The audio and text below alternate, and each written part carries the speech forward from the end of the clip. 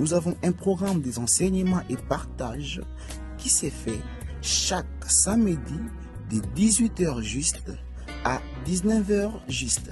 Ce programme qui sera présenté par le frère Roland Kalonji. Bon, on va prier, nous allons prier. Tendre Père, nous te sommes infiniment reconnaissants, Seigneur. Merci de nous avoir encore réunis, Seigneur. Tu nous as réunis ce soir autour de ta table et tu as mis à notre disposition le pain et le vin, Seigneur Dieu de gloire, afin que, Seigneur, nous puissions vivre éternellement. Merci pour ton amour, Seigneur, que tu as révélé, Seigneur. Ton amour, Seigneur, s'est révélé, Seigneur, par la parole pure, par la parole de la vérité, par la parole qui contient l'immortalité et la vie éternelle. Merci pour ce si grand amour, Seigneur Dieu de gloire. Merci, Seigneur, pour l'être, les mouvements et la vie. Merci pour la bonne santé, la force que tu donnes à tous mes bien-aimés, Seigneur, de pouvoir nous réunir, Seigneur, ce soir. Merci pour l'amour que tu as placé dans tout un chacun de nous, Seigneur. Oui, Seigneur, tu as répandu ton amour, Seigneur, dans nos cœurs par le Saint-Esprit, Seigneur Dieu de gloire. Merci pour l'amour de l'enseignement, Seigneur Dieu de gloire. Merci parce que quand tu nous réunis comme ça, tu nous as dit, ce n'est pas pour que nous devenions pires, Seigneur, mais c'est pour que nous devenions meilleurs, Seigneur Dieu de gloire. Merci et aide-nous à ne pas être des auditeurs oubliés, Seigneur Dieu de gloire. À ne pas oublier, Seigneur Dieu de gloire, tout ce qu'on apprend ici à la fin de la séance. Garde-nous, Seigneur, soutiens notre cœur. Inspire-nous, Seigneur Dieu de gloire. Parle-nous, instruis-nous, Seigneur, davantage, afin que nous soyons équipés, Seigneur Dieu de gloire. Reçois la gloire, l'honneur, la louange, au nom de Jésus-Christ. Amen. Amen. Voilà, que le Seigneur soit... Je pense que tous les micros sont éteints comme ça. Ça permettra que le son soit bien enregistré. Vraiment, je bénis le Seigneur. C'est vrai qu'il y a eu 2 samedis qu'on n'a pas eu. On n'a pas eu en tout cas ces enseignements. Ça nous a manqué. En tout cas, moi, le premier, ça m'a beaucoup manqué. Et vraiment que le Seigneur soit loué. Je bénis le Seigneur aussi pour la vie de tout un chacun de nous, pour la vie de mes frères et sœurs qui sont ici. Aussi sans oublier les prédicateurs aussi qui sont ici parmi nous, parce qu'on a aussi des prédicateurs qui se connectent ici, qui sont ici. Et on a notre prédicateur, le frère Macaire. Nous avons le prédicateur, le frère Tristan, celui de Londres. Nous avons aussi les prédicateurs, le frère Rodrigue. Nous avons aussi les prédicateurs, le frère Yannick Bossé, mais je pense qu'il n'est pas encore là. Voilà, vraiment que le Seigneur soit loué. Donc, comme vous savez, la dernière fois qu'on s'est vu, c'était le 3 juin. Non, pas avant le 3 juin. Donc, c'était le dernier samedi du mois de mai.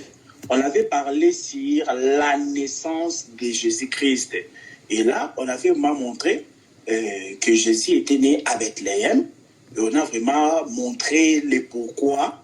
Et puis, on a vraiment détaillé pourquoi il devait naître à Bethléem et tout ça, tout ça. Donc, on ne peut pas faire un rappel parce qu'il faut du temps.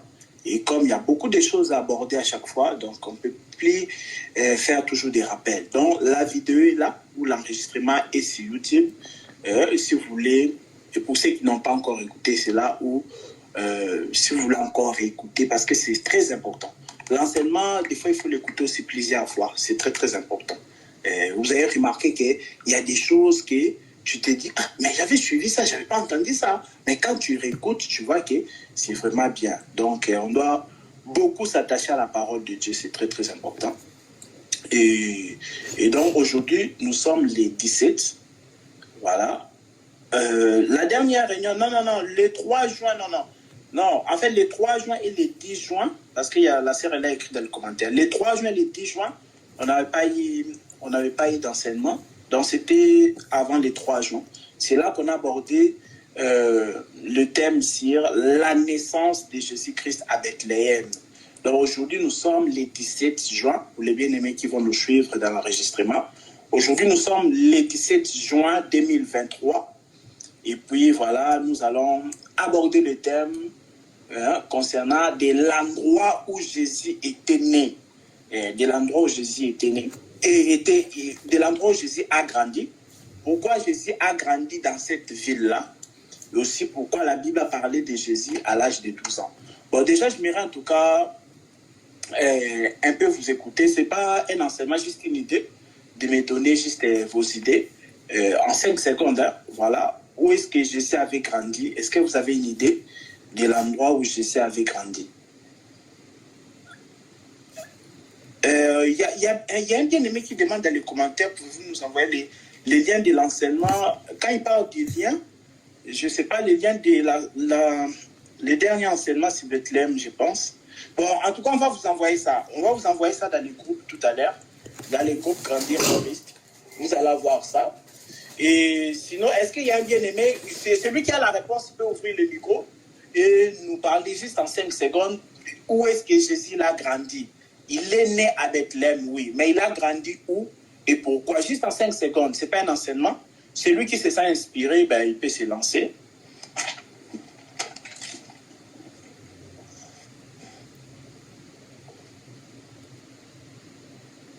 Ah, ben, le micro est fermé.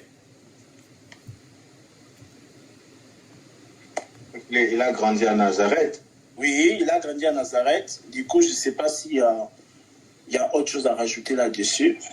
Quelque temps en Égypte aussi. Il est allé en Égypte aussi. Quelque temps. Il est allé en Égypte, mais est-ce qu'il a grandi en Égypte? La question, c'est où est-ce qu'il a grandi? Comment? Non, parce que bon, en fait, je pensais ouvrir tous les endroits. Parce qu'il est allé aussi quelque temps. Il a grandi à Nazareth. Était à... Ouais, il a fait un tour. Après, on peut ajouter que ce soit en Galilée, Nazareth. Sinon... Oui, ouais. Bon, après, Galilée, c'était au nord d'Israël. Vous voyez, Israël est là. Israël était là. Maintenant, au nord, il y avait Galilée. Et Galilée, c'était une grande région. Et puis là, il y avait Nazareth et tout ça, tout ça. Mais maintenant, Bethléem, vous allez remarquer, c'était plus au sud d'Israël. Donc, vers le sud, c'est là qu'il y avait le royaume de Judée, c'est-à-dire Judée, Bethléem, tout ça, Hébron, c'était plutôt vers le sud d'Israël. Mais vers le nord, il y avait Samarie, il y avait Galilée, il y avait Nazareth. Bon, voilà, donc c'est ça, et c'est ça que nous allons aborder. Dans notre thème, comme vous avez compris, c'est pourquoi Jésus a grandi à Nazareth. Et puis le deuxième thème, le frère Serge sait comment il va le mettre. Et puis on va aborder un peu des petits thèmes, quoi. Et puis pourquoi l'âge de 12 ans? Parce que ça marche de pair. Donc, vous avez compris que Jésus était né à Bethléem. Mais après sa naissance à Bethléem, il y a des choses qui se sont suivies. On va prendre l'écriture du Seigneur. On va prendre Matthieu chapitre 2. Donc, vous pouvez déjà noter nos textes de base, les textes de base d'aujourd'hui. C'est Matthieu chapitre 2, le verset 13 à 23. Et aussi Luc chapitre 2, le verset 21 à 23. Virgule, toujours Luc chapitre 2, maintenant le verset 39 à 52. Donc c'est vraiment là que nous allons nous asseoir aujourd'hui par la grâce du Seigneur. Donc Jésus était né à Bethléem, c'est ce qu'on a dit la fois passée. Maintenant, après sa naissance là, donc il y a eu des choses qui se sont passées. Je prends Matthieu chapitre 2, je vais sauter, je vais lire rapidement. Premier verset. Jésus est né à Bethléem, en Judée, au temps du roi Hérode. Voici les mages de l'Orient arrivaient à Jérusalem et dire: où est le roi des Juifs qui vient de naître? Car nous avons vu son étoile en Orient et nous sommes venus pour l'adorer. Verset 3 de Matthieu chapitre 2. Le roi Hérode ayant appris cela fit troubler et tout Jérusalem avec lui. Il assembla les principaux sacrificateurs et les scribes du peuple et il s'informa de où devait naître le Christ. Voilà, et les mages lui dirent: à Bethléem, en Judée, car voici ce qui a été écrit par les prophètes. Voilà, on sait le prophète Michel. Et toi, Bethléem, terre de Juda, tu n'es certes pas la moindre entre les principales villes de Juda, car de toi sortira un chef qui paîtra Israël, mon peuple. Alors, suivons attentivement le verset 7 de Matthieu chapitre 2. Alors Hérode fit appeler en secret les mages et s'enquit soigneusement auprès d'eux. Maintenant, il demande depuis combien de temps l'étoile brillait. Il les envoya à Bethléem en disant: allez et prenez des informations exactes sur le petit enfant.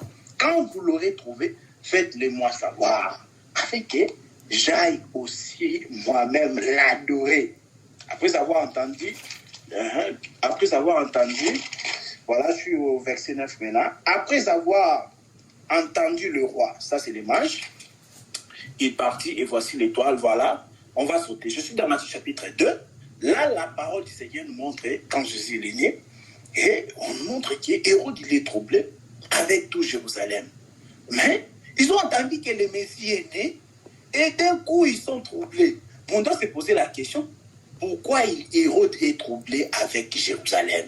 Ils ont entendu que le Messie est né. Maintenant, tout à coup, ils sont troublés. Maintenant, Hérode va convoquer pas n'importe qui, s'il vous plaît. Hérode ne fait pas appel à n'importe qui pour avoir les précisions. Il appelle les scribes et les principaux sacrificataires. Donc, les scribes et les principaux sacrificataires, c'était des gens qui maîtrisaient les Écritures. Les sacrificateurs aussi maîtrisaient les Écritures. C'est pourquoi Malachie chapitre 2, le verset 7 nous le dit, c'est dans la bouche des sacrificateurs que nous trouvons la science, la connaissance des choses de Dieu. Donc, il va faire appel à ces gens-là. Maintenant, dites-nous vraiment, où est-ce que le Messie devait naître d'après les écrits de nos prédécesseurs qui sont les prophètes. Et suite à cette préoccupation-là d'Hérode, maintenant, les scribes et les principaux sacrificateurs vont maintenant offrir le rouleau.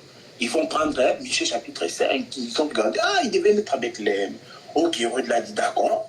Donc, comme il est né à Bethléem, parce que vous savez que Hérode régnait en Judée, et puis Judée, tellement c'était un grand territoire, et puis il y avait aussi Bethléem, donc qui était aussi à côté. C'était toujours au royaume du sud, c'est-à-dire c'était au sud d'Israël. Donc Bethléem, c'était aussi toujours au sud. Donc c'était là où, en tout cas, Hérode régnait aussi. Maintenant, Hérode il a dit aux mages, maintenant il a fait appel aux mages, il a dit quoi? Allez maintenant prendre aussi des informations exactes, allez là-bas pour vraiment savoir où est-ce qu'il est afin de venir me le dire. Et c'était ça. Et là, nous sommes déjà dans les versets 10 de Matthieu chapitre 2. Et puis, les mages, ils sont partis voir Jésus. Et ils ont ramené les trésors. J'aimerais aussi d'abord effacer quelque chose que les gens ont déjà avalé. C'est-à-dire, les gens, ils pensent qu'il y avait 3 mages. Non. Il n'y a pas 3 mages qui sont venus de l'Orient. Non. Ils ont ramené 3 trésors. Ils ont ramené de l'or, de l'encens et de la myrrhe. Vous allez voir même dans les dessins animés des enfants, même dans les films à la télé. Les 3 mages sont partis adorer jusqu'à il est né. Non. La Bible n'a pas dit qu'il y avait 3 mages. Non, il n'y avait pas 3 mages. C'était les mages pluriels. Mais ces mages-là, ils ont ramené maintenant 3 trésors.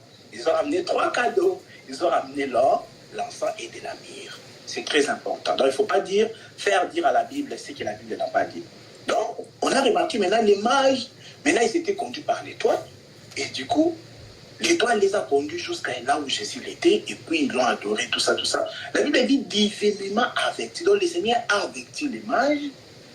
C'est-à-dire que le Seigneur a averti les mages pour leur dire que n'oubliez pas que Hérode vous avait dit de venir chercher les informations et aller lui raconter.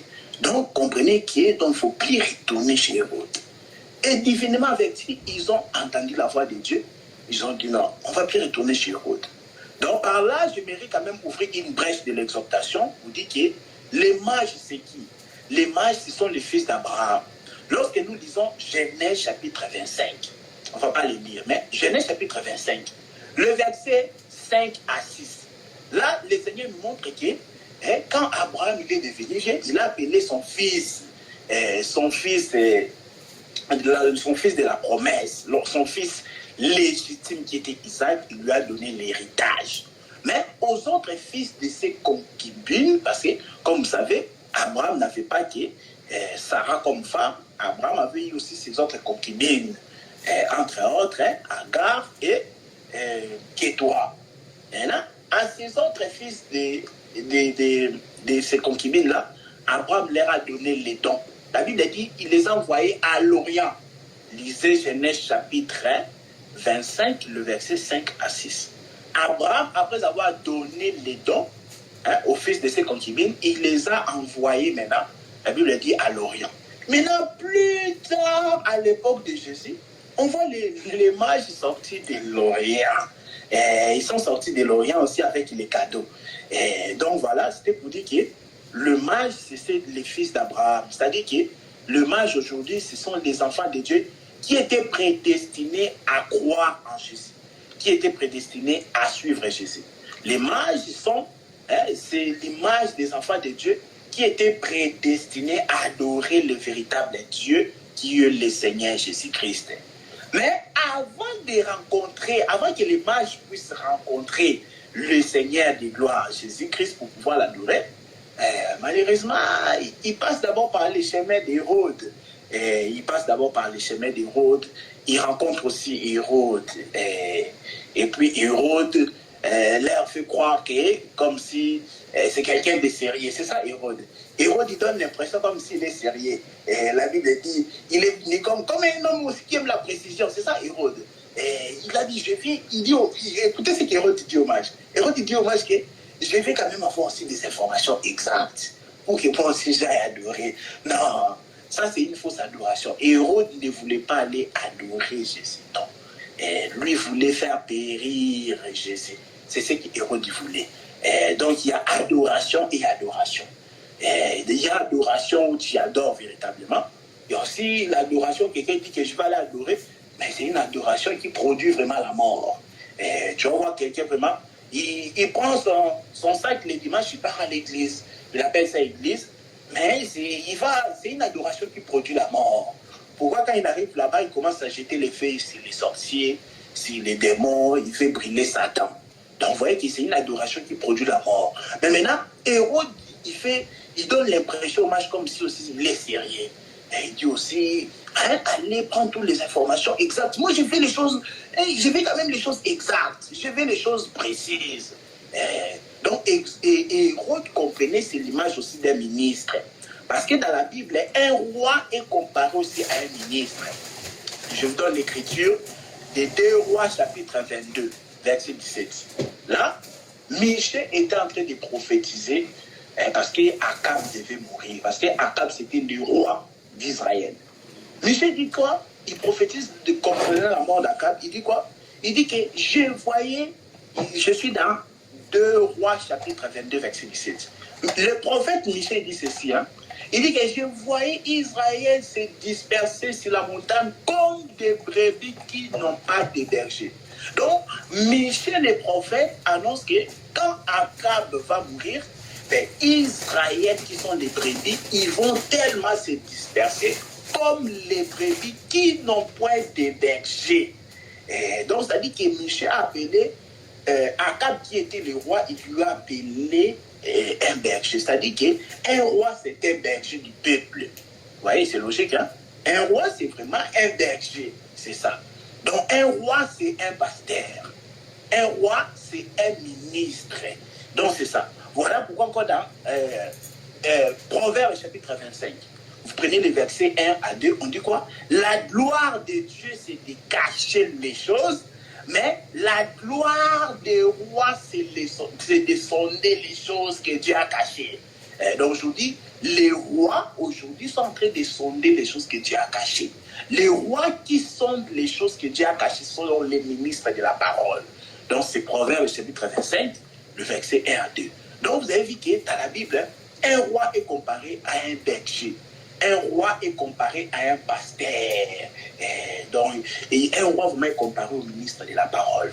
Donc c'est lui qui garde le peuple. Donc Hérode, qui était le roi, représentait le ministre. Mais un ministre qui donne l'impression comme s'il aime aussi la précision des choses de Dieu.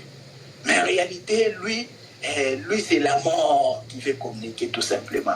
Il veut communiquer la mort, mais il fait aussi semblant. Il s'intéresse aussi aux Écritures. Il lit aussi les Écritures dans son église. Vraiment, le ministre Hérode, c'est-à-dire les dimanches, nous allons aussi honorer la parole de Dieu. Il demande aux gens de se lever pour lire la parole de Dieu. Ils vont aussi lire, mais vous voyez qu'il est en train de crucifier Jésus dans sa prédication. Donc ça, c'est le ministre Hérode. Et je vous dis que nous sommes les mages. Les mages, c'est-à-dire les fils d'Abraham, les enfants qui étaient prédestinés à adorer Jésus-Christ. Avant que nous puissions rencontrer véritablement Jésus-Christ, nous sommes tous passés par les chemins d'Hérode.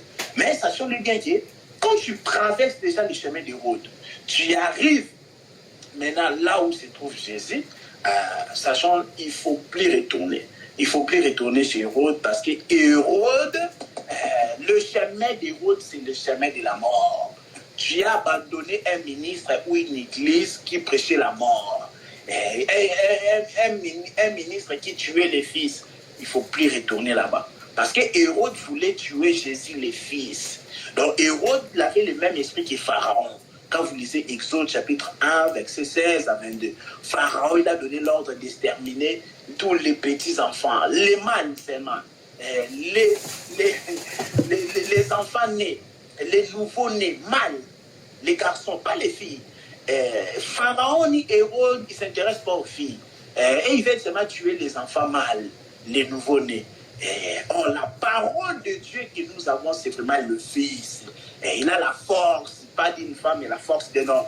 Donc, c'est pourquoi la Bible dit, dans 1 Jean chapitre 5, verset 12, que c'est lui qui a le Fils à la vie. Vous voyez?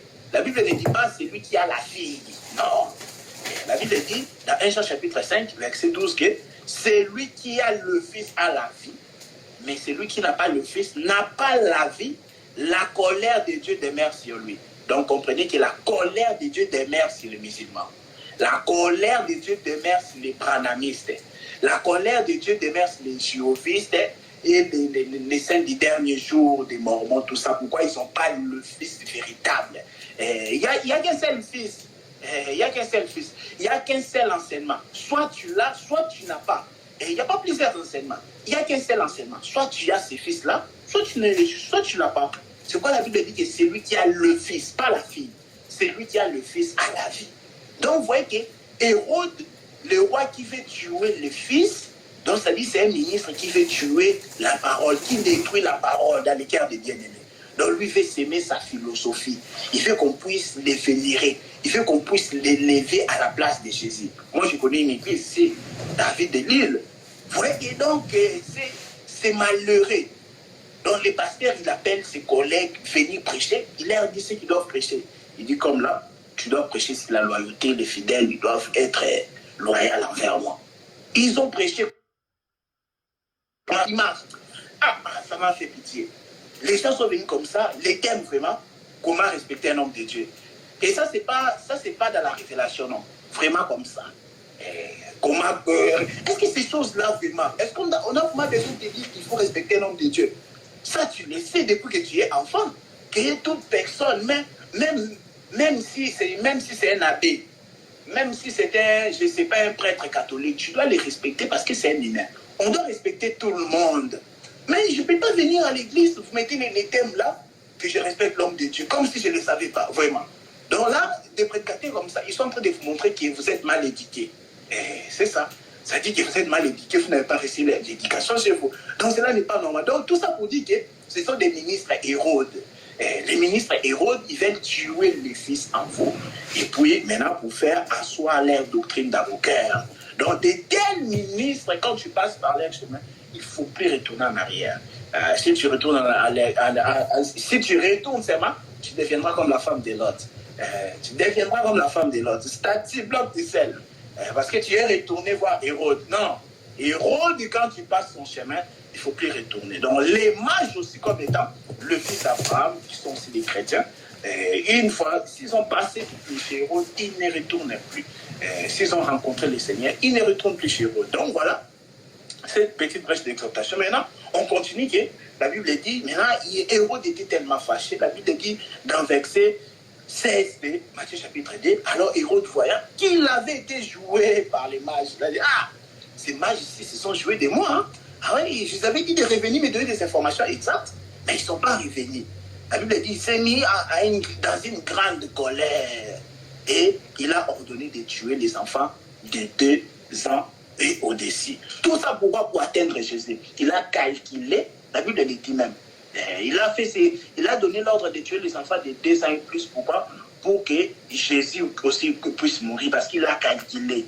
Selon la date dont il a été soigneusement acquis auprès des mages. Il a dit selon la date qu'il était né, donc il faut qu'on tue maintenant les enfants de 2 ans et plus. Donc il voulait tuer Jésus, mais il n'a pas réussi.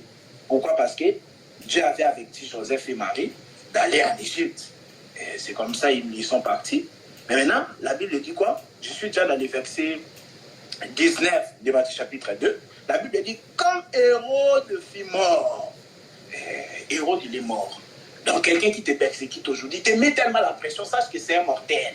Voici l'importance de la mort, parce que si la mort n'existait pas, les dictateurs, ils allaient encore nous faire souffrir vraiment.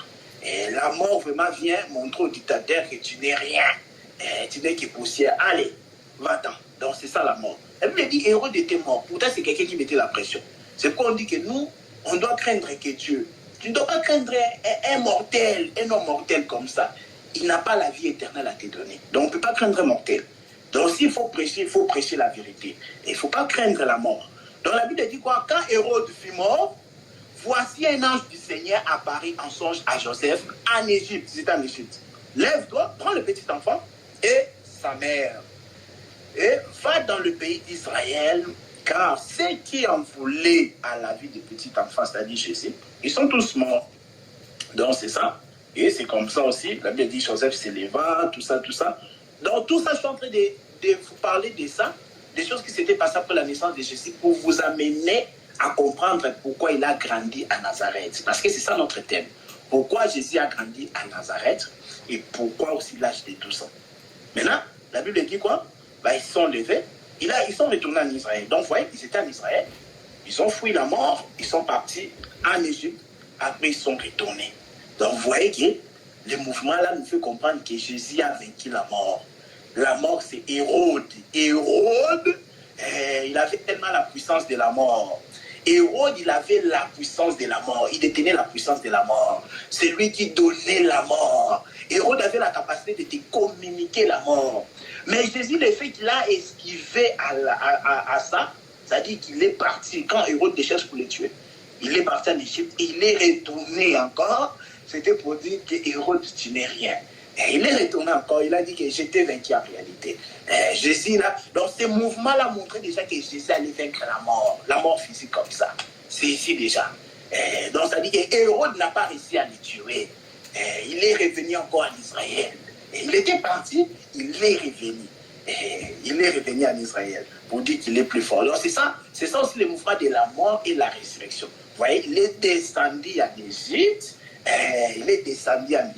et puis il est remonté en Israël. C'est ça la mort et la résurrection. Quand Jésus ressuscite, il fait sa réapparition, donc c'est pour dire que j'ai vaincu la mort. Donc c'est ça. Maintenant, la Bible dit qu'il est revenu. Et puis il est revenu en Israël, puis le petit enfant, il alla dans le pays d'Israël. Comme vous savez, Israël c'était grand. Maintenant on dit quoi? Mais ayant appris que Archélaos régnait sur Judée, parce que Archélaos c'était le fils d'Hérode, voilà, il régnait encore en Judée, à la place d'Hérode. La Bible dit quoi? Du coup, la Bible dit quoi? Divinement averti en songe, il se retira des territoires de Galilée et vint demeurer dans une ville appelée Nazareth. Nous sommes arrivés dans verset 23 du Matthieu chapitre 2. Vous avez vu? Tout ça, on a fait ce parcours-là pour vous montrer pourquoi il a grandi à Nazareth. Donc, ça dit, quand il est revenu de l'Égypte, il a entendu qu'Hérode est mort, il est revenu en Israël, mais dans les territoires de Judée, là, qui se trouvent au sud d'Israël, il y avait encore Archélaos.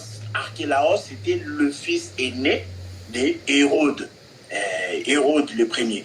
Donc c'était son fils. Il régnait encore dans ces territoires-là du sud de Jésus. Ils sont partis maintenant dans la région de Galilée. La région de Galilée, c'était une grande région, c'était au nord d'Israël. Et là, ça se trouve maintenant la ville de Nazareth. Très important. Mais maintenant, on doit comprendre quand même, comprendre l'origine de Nazareth. C'est très important. Vous voyez? Donc, comment est-ce que Nazareth a pris sens en fait? Vous allez voir que même dans l'histoire, vous avez remarqué qu'avant, Nazareth n'existait pas. Mais ça dit que les gens qui sont partis à Nazareth, avant, ils habitaient d'abord à Bethléem. Mais il s'est fait qu'un homme, il s'appelait Maccabée. Maccabée, là, il avait ses enfants. Maintenant, son dernier fils s'appelait Simon. Maintenant, un jour, il a décidé maintenant de régner comme étant roi, là-bas à Bethléem. Mais Du coup, les gens de Bethléem, ils n'ont pas supporté cela. Parce que la Bethléem, c'était la ville de David. Ils n'ont pas supporté cela. Ils ont dit non, le roi en Israël doit être seulement un homme de la postérité ou de la descendance de David. Donc le fils de Maccabée, il voulait s'en procurer en fait de régner comme étant roi à Bethléem. Et c'est comme ça les descendants de David, ils ont refusé. Ils ont refusé, tu ne vas pas venir sur nous. T'es un païen, t'es pas un homme de la lignée de David, tu ne règnes pas sur nous. Ils ont refusé. Maintenant, ils ont fui, ils sont partis. Maintenant, créer maintenant ce territoire-là, cette ville-là de Nazareth. C'est comme ça ils sont partis habiter là-bas. Parce que Nazareth, ça veut dire rejetons. C'est ça, la signification de Nazareth. C'est-à-dire rejetons. Et je voudrais vous dire que Nazareth, c'était vraiment un milieu reculé. Alors, on est en train d'entrer maintenant dans notre thème. Nazareth était un milieu reculé. On a appelé ça, ça veut dire rejetons. Pourquoi? Parce que les rejetons, les descendants de David, sont partis demeurer là-bas. Ils appellent ça rejetons. Donc Nazareth, c'était vraiment un lieu reculé. Nazareth, c'était une ville vraiment insignifiante. C'est-à-dire que si tu es à Nazareth, on ne te considère pas. C'était ça, Nazareth. Voilà pourquoi même dans Jean chapitre 1, Jean chapitre 1, le verset 45 à 46. Notez tout ça, c'est important. La Bible dit quoi? La Bible dit qu'un jour, Philippe a rencontré Nathanaël. Il a rencontré Nathanaël, il lui a croisé comme ça. Maintenant, il lui dit, nous avons trouvé celui de qui Moïse a écrit dans la loi et dont les prophètes ont parlé. Il donne le nom, Jésus de Nazareth. C'est important. Il a dit, nous avons trouvé, Philippe dit à Nathanaël que nous avons trouvé celui de qui Moïse a écrit dans la loi et dont les prophètes ont parlé. Et il ne s'arrête pas là, il dit l'homme là en question que Moïse avait écrit et dont les prophètes ont parlé s'appelle Jésus de Nazareth. C'est très important. Parce qu'aujourd'hui, vous allez voir par exemple les gens, les branhamistes disent que le nom de Jésus n'est pas écrit dans l'ancienne alliance. Donc oui, les gens sont tellement ignorants. Ils disent, oh, dans l'ancienne alliance, il n'y a pas le nom de Jésus, mais pourquoi vous voulez que le nom de Branham? Parce que c'est ça. Quand je dis, donne-moi une écriture où on fait mention de Branham dans la Bible. Parce que tu me fatigues avec ton nom de ton prophète là, américain. Donne-moi l'écriture qui fait mention de Branham. Les branhamistes te disent que dans l'ancienne alliance aussi, on n'avait pas fait mention de Jésus. Est-ce que pour autant, Jésus il est faux? Vous voyez? Donc vous devez être armés. Parce que ces gens-là, ils sont pernicieux. Ils sont tellement malins. Ils sont risés. Ils vont dire ça dans l'ancienne alliance. Tu as vu le nom de Jésus. Pour que moi aussi je puisse te donner le nom de Branham. Mais ils ne comprennent pas. L'ancienne alliance a pris fin à la mort de Jésus. C'est-à-dire que lorsque Jésus est venu, c'était toujours l'ancienne alliance. C'était toujours la loi. Galates chapitre 4, le verset 4, on dit que Jésus était né sous la loi pour nous racheter de la malédiction de la loi. Donc quelqu'un il pense que quand il prend sa Bible comme ça, il pense que l'ancienne alliance s'arrête à Malachie. C'est ça le problème. Il pense que l'ancienne alliance s'arrête à Malachie. Et Matthieu, maintenant, jusqu'à Apocalypse, c'est ça la nouvelle alliance. Ils ne comprennent rien. Ils ne comprennent rien. On va arriver dans tout ça quand on va parler des testaments. Est-ce que dans la Bible, il y a 2 testaments ou il n'y a qu'un seul testament? On en parlera. Vous allez voir que dans la Bible, il n'y a pas 2 testaments. Parce que quand il y a 2 testaments, nous devons aussi voir 2 testataires. Or, la Bible, il n'y a qu'un seul testataire qui est le Seigneur Jésus-Christ. Bon, on en parlera en tout cas. On en parlera. Mais juste pour vous faire voir que donc l'ancienne alliance ne s'est pas arrêtée à Malachie. Non. Ça, c'est l'ignorance pure et dure. Donc, c'est pas ça. Donc, l'ancienne alliance, ça s'est arrêté quand Jésus, voilà, Jésus a versé son sang à la croix. Donc, pour vous dire que la loi avait parlé d'un homme qu'on appelait Jésus de Nazareth. Les prophètes aussi avaient parlé d'un homme qu'on appelait Jésus de Nazareth. Quelqu'un ne peut pas venir vous dire, oh, non, dans la loi aussi, on avait parlé de moi. Comment tu dis qu'on a parlé de Jésus alors qu'il n'y a même pas le nom de Jésus dans Deutéronome ou dans Lévitique? Vous voyez? Donc, il faut lui faire comprendre que la loi, là, c'est encore expliqué là encore dans Jean. Donc Jean chapitre 1, le verset 45 à 46, c'est toujours l'ancienne alliance parce que Jésus n'était pas encore mort. On a expliqué que l'ancienne alliance là parlait vraiment d'un homme et l'homme là s'appelle Jésus de Nazareth. Donc j'étais en train de parler de l'écriture de Jean chapitre 1, le verset 45 à 46, où Philippe a rencontré Nathanaël. Il dit, Nathanaël, nous avons trouvé l'homme de celui de qui Moïse a écrit dans la loi et dont les prophètes ont parlé, Jésus de Nazareth, fils de Joseph. Mais maintenant, écoutez la réponse de Nathanaël. Nathanaël lui dit, hein, est-ce que de Nazareth peut-il sortir quelque chose de bon? Ah!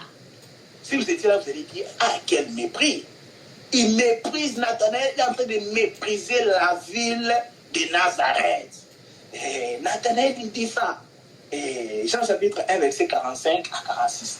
Il dit de Nazareth, peut-il vraiment sortir quelque chose de bon? Parce qu'on a dit qu'il y a un homme puissant qui est sorti de Nazareth. Il a dit non. Nazareth est mal réputé. Nazareth est mal renommé. À Nazareth, on ne peut pas estimer de trouver quelque chose de bien.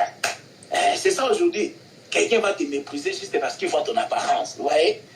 Il te voit, tu pas en costume, tout ça, il te méprise. Mais fais attention, c'est l'intérieur, c'est ce qui est à l'intérieur là. C'est ce qui est puissant. Donc Nazareth, c'était vraiment un banlieue comme ça. C'était un banlieue. Ce n'était pas une grande ville, non, c'était une ville méconnue. C'est ça Nazareth. Nazareth, c'était une ville méconnue. Nazareth, ce n'était pas une ville puissante. Nazareth, c'était mal réputé, c'est-à-dire comme un lieu de pauvres, quoi. C'est ça, Nazareth. Nathanaël dit, peut-il sortir quelque chose de bon à Nazareth? Donc, vous voyez que Nazareth, vraiment, Jésus est parti grandir à Nazareth, ce n'était pas en vain. Parce que le ministère que Jésus était venu, ce n'était pas un ministère glorieux dans le sens des rois, de régner comme Salomon, même plus que Salomon, non. Quand Jésus est venu lors de sa première venue, c'était un ministère de la simplicité. Jésus, on l'appelle aussi rejeton. Je vous ai dit que Nazareth veut dire rejeton. Or, Jésus aussi, la Bible l'a appelé rejeton. On va prendre l'écriture ici. Nous sommes dans Ésaïe. On va prendre ça. Ésaïe chapitre 53. Alors, vous connaissez cette écriture, mais vous allez encore les découvrir encore aujourd'hui. Je suis dans Ésaïe chapitre 53, à partir du premier verset. Qui a cru à ce que nous avons annoncé? Qui a récolté le bras de l'Éternel? Il s'est levé devant lui comme une faible plante. La Bible dit, le bras de l'Éternel s'est levé aussi comme un rejeton qui sort d'une terre desséchée. Je ne sais pas si vous voyez ça. Je suis dans Ésaïe chapitre 53, le verset 2. La Bible dit, comme un rejeton, le bras de l'Éternel qui est Jésus. Parce qu'Ésaïe 53 prophétise sur Jésus. Je crois que vous le savez. Quand vous descendez, on va descendre ça. On va descendre et puis on va lire tout ça. On dit quoi? Il s'est levé devant lui comme une faible plante. Comme un rejeton qui sort d'une terre desséchée. Il n'avait ni beauté, ni éclat pour attirer nos regards. Et son aspect n'avait rien pour nous plaire. L'aspect de Jésus n'avait rien pour plaire aux gens de l'époque là. Donc Jésus m'a dégagé l'aspect de Nazareth. Nazareth n'a rien d'apparence pour plaire à quelqu'un. C'est vraiment un banlieue, c'est un milieu reculé. La Bible dit mépriser, abandonner des hommes, homme de douleur et habitué à la souffrance, semblable à celui dont on détourne le visage. Nous l'avons dédaigné, cependant il a porté nos souffrances, il s'est blessé pour nos péchés. Voilà, vous avez compris, Isaïe 53 parle de Jésus. Mais ce qui nous intéresse ici, c'est le verset 2 d'Isaïe chapitre 53. La Bible dit comme un rejeton. Jésus s'est élevé comme un rejeton qui sort d'une terre desséchée. On va encore compléter ça avec Isaïe chapitre 11. Donc vous avez vu que Jésus était aussi un rejeton. Parce que je vous ai dit, Nazareth veut dire rejeton. Or, Jésus aussi, la Bible l'a dit, il était comme un rejeton. Donc voilà, ce n'était pas en vain qu'il est parti grandir à Nazareth. Voilà, c'était vraiment pour pour donner vraiment le sens à son ministère. Très important. Ésaïe chapitre 50. Ésaïe maintenant, on a dit Ésaïe chapitre 53, maintenant on lit Ésaïe chapitre 11. Jésus dans Ésaïe chapitre 11 écrivait le verset 1 jusqu'au verset 11. Mais cependant, nous allons seulement lire le verset 1 et le verset 10 d'Ésaïe chapitre 11. J'ai lu au nom de Jésus. Puis un rameau sortira du trône d'Isaïe. Isaïe, c'était le père de David. Et un rejeton naîtra de ses racines. L'esprit de l'Éternel reposera sur lui. L'esprit de sagesse et d'intelligence, esprit de conseil et de force, esprit de connaissance et de crainte de l'Éternel. Le verset 10 d'Ésaïe chapitre 11. En ces jours, les rejetons d'Isaïe sera là comme une bannière pour le peuple. Les nations se tourneront vers lui et la gloire sera sa demeure. Je répète, Ésaïe chapitre 11, le verset 10. On dit que lorsque ce rameau-là sortira du trône d'Isaïe, on dit quoi? À ce jour-là, les rejetons d'Isaïe sera là comme une bannière pour le peuple. Une bannière, genre comme un drapeau pour le peuple. On dit les nations se tourneront vers lui. Et on a dit que les nations devaient se tourner vers les rejetons d'Isaïe. Isaïe, c'était le père biologique de David. Et comme ici, vous ne pouvez pas ignorer ça, on a parlé plusieurs fois de Jésus, fils de David. Voilà, vous savez que Jésus était la lignée de David. Donc quand on dit que les rejetons d'Isaïe, il ne s'agit pas de David, mais vraiment de l'homme qui était sorti de la maison de David, c'est-à-dire Jésus. Vous voyez, on appelle ça le rejeton. Donc un rameau sortira du tronc, comme vous savez, une plante ou un arbre a trois parties, c'est-à-dire, bon, on va dire ça comme ça. Un arbre a trois parties, on a les racines, on a les troncs, et on a aussi les branches. Bon, sans compter les fruits, hein, vous savez. Voilà, c'est ce qu'on nous a appris à l'école à l'époque. Donc, il y a trois parties d'un arbre. On a les racines, les troncs, ou la tige, et puis, ou les cèpes, voilà. Et puis, on a aussi les branches, qu'on appelle aussi les sarments. Maintenant qu'on dit qu'un rameau sortira du tronc d'Isaïe, c'est-à-dire Isaïe a ses racines qui sont les Judas. Mais maintenant, Isaïe, c'est un tronc. Maintenant, on dit quoi?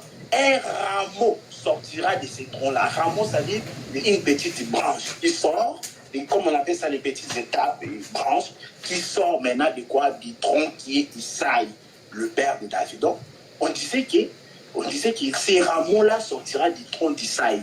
Et je vous ai dit que le rameau-là qui est une branche de l'arbre qu'on appelle Isaïe, le père de David, c'était Jésus.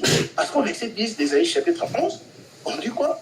On dit quoi? Que les nations se tourneront vers lui. Et les nations doivent se tourner vers les rejetons d'Isaïe. Les rejetons d'Isaïe. Jésus de Nazareth. C'est quoi on l'appelait? Jésus de Nazareth. Jésus de Nazareth, ce n'était pas en vain. Donc vous avez vu déjà qu'on parlait, on identifiait Jésus comme étant un rejeton. Donc quand on identifiait Jésus comme étant un rejeton, c'est pour dire qu'il sera lié à la ville de Nazareth. C'est pourquoi souvent dans la Bible, on ne dit pas moi Jésus de Bethléem, hein? On dit souvent Jésus de Nazareth, Jésus de Nazareth. Vous voyez? Alors qu'il était né à Bethléem, mais il a grandi à Nazareth. On dit Jésus de Nazareth. Pourquoi? Parce que il était lié à Nazareth. Il devait grandir là-bas pour accomplir aussi la prophétie des prophètes, comme Matthieu. Je reprends Matthieu chapitre 2, le verset 23. Il est dit quoi? Voilà, et se retira du territoire de la Galilée et vint demeurer dans une ville appelée Nazareth, afin que s'accomplisse ce qui avait été annoncé par les prophètes. Il sera appelé Nazaréen. Nazaréen, c'est-à-dire un habitant de Nazareth. Voilà, donc Jésus, vous avez compris, Jésus devait grandir à Nazareth. Pourquoi? Parce qu'il y avait déjà des prophéties concernant Jésus étant qui est le rejeton. Je vous ai donné Ésaïe chapitre 53, le verset 2. Je vous ai donné aussi Ésaïe chapitre 11, le verset 1 jusqu'à 10. Donc Jésus de Nazareth. Jésus devait grandir à Nazareth. Nazareth, c'est un milieu reculé. Nazareth nous parle de la simplicité. Nous parle de la simplicité. Voilà pourquoi, les jours de son baptême, quand vous lisez Matthieu chapitre 3, le verset 17, on dit quoi? Voilà, la Bible dit quoi? Le verset 16, je prends le verset 16. Dès que Jésus était baptisé, il sortit de l'eau. Voici le ciel s'ouvrir et vit l'Esprit de Dieu descendre comme une colombe venant sur lui. Les gens pensent que le jour du baptême, il y avait forcément la colombe qui descendait sur Jésus. Non, ça c'est dans les films. C'était une vision que Jean-Baptiste, le prophète, l'avait vue. C'est Jean-Baptiste qui avait vu cela. Jean-Baptiste, c'était un prophète. Et donc, dans les jours-là, dans les Jourdains, après le baptême de Jésus, il n'y avait pas une colombe qui est descendue. Et tous les gens là, tous les pharisiens là, les publicains, les pécheurs là, ils voient la colombe descendre. Non. Donc Jean-Baptiste, c'était un prophète. Et quand il dit qu'il voyait l'Esprit de Dieu descendre sur Jésus sous forme d'une colombe, attention. Donc c'est là caché quelque chose. Je vous ai toujours dit, il faut faire attention quand un prophète est en train de parler. Donc, on dit quoi? L'Esprit est descendu sur lui comme une colombe. Retenez une chose.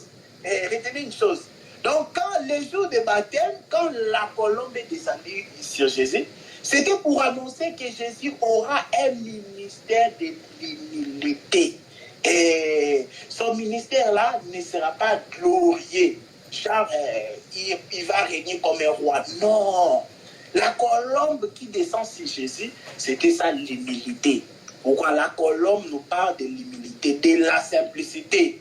Je vous donne l'écriture. Matthieu chapitre 10, le verset 16. Matthieu chapitre 10, verset 16, la Bible dit quoi? Soyez prudents comme les serpents. Nous devons être prudents. La Bible dit soyez prudents comme les serpents et aussi simples comme la colombe. Et la colombe nous parle de la simplicité. Quand vous voyez les jours du baptême, la colombe descend sur Jésus et la vision, c'était une vision que Jean-Baptiste avait vue. Donc c'était pour dire que Jésus, lors de sa première venue, il aura un ministère de la simplicité. Son ministère ne sera pas glorieux comme Salomon, non. Ce sera un homme, on va tellement le mépriser. La colombe nous parle de l'humilité, de la simplicité. C'est aussi important aujourd'hui, nous les enfants de Dieu, que nous puissions aussi avoir la simplicité là. Mais vous allez voir, des gens s'enorgueillir de la connaissance qui ne sont même pas nés avec ça. Les Seigneurs leur a donné la connaissance, mais aujourd'hui sont tombés dans un orgueil charnel. Ils commencent à se comparer aujourd'hui. Maintenant, c'est ça. Ils commencent à se comparer. Non, moi, je dépasse tel frère. Moi, dans cette église ici, moi, j'ai une meilleure connaissance. Ça, c'est diabolique et charnel. Tu ne peux pas te comparer avec tes frères. Oh, toi, tu dépasses tel. Non, ça, c'est la chair qui parle. Quand Dieu fait la grâce à un frère dans une assemblée, quand Dieu lui fait une grâce de la connaissance, c'est pour l'édification des saints. C'est pas pour qu'il puisse s'enorgueillir. Moi ici, qui peut se débattre avec moi. Moi, je suis au-dessus de tous, non. Donc ça, on voit vraiment, c'est vraiment la chair. Et comme vous savez que celui qui tombe dans ces choses-là, il est vraiment tombé dans un piège terrible. Tu vas voir que, parce que quelqu'un qui est dans l'orgueil, lui, il ne peut plus apprendre. Lui, il pense qu'il connaît beaucoup, mais il ne connaît pas beaucoup. Je vais lui dire seulement, cite-moi 200 versets, 200 versets. Quelqu'un qui se dit qu'il connaît les choses, il dit que moi j'ai la connaissance. Dis-lui, fais-moi sortir 200 versets, seulement maintenant. Sans beaucoup réfléchir. Tu me donnes 200 versets seulement. 200. Vous allez voir que la personne va s'arrêter. Ces jours-là, vous allez l'enseigner, vous allez lui faire comprendre qu'il y a réalité, tu n'es rien. Tu es orgueilleux pour rien.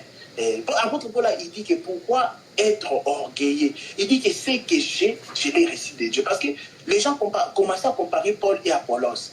Il y a des gens qui disaient ça, moi je suis d'Apollos. D'autres aussi disaient, moi je suis de Paul. Mais Paul, il dit, mais Christ est-il divisé? Qu'est-ce qui se passe avec vous les Corinthiens? Vous voyez? Il dit, qui est Paul, qui est Apollos? Est-ce que c'est au nom de Paul que vous avez été baptisé? Donc c'est très dangereux. Donc ce sont des fidèles fanatiques. Et donc ils commencent à être fanatiques des hommes de Dieu. Donc là, vous voyez vraiment qu'ils ne sont pas bien enseignés, soit ils sont des bébés spirituels. Parce que quelqu'un qui a bien mangé, il ne peut pas être fidèle, il ne peut pas être fanatique d'un homme. Ça dit que tu sais que même si les ministres là t'avaient prêché, tu reconnais que c'est parce que Dieu l'avait voulu. C'est Dieu qui lui avait fait grâce d'avoir cette connaissance-là et d'enseigner. Donc aujourd'hui, parmi nous, l'orgueil ne peut pas exister. Quelqu'un qui tombe dans l'orgueil, il ne pourra plus apprendre. Parce que même quand on va enseigner, lui il sait déjà tout.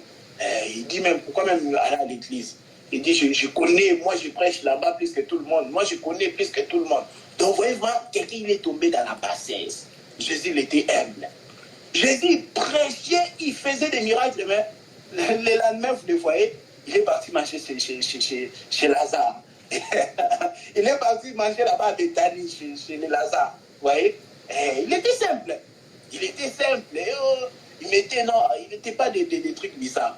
Vous voyez, il n'était pas déjà, il fait des miracles et puis vient dire aux apôtres, ah, j'ai fait des trucs terribles. Hein? Ah, vous avez raté. Hein? Vraiment, laissez tomber. Donc, Jésus n'était pas comme ça. Donc, c'est seulement l'orgueil avec les miettes de connaissances. Parce que c'est qu'on a, c'est des miettes de connaissances.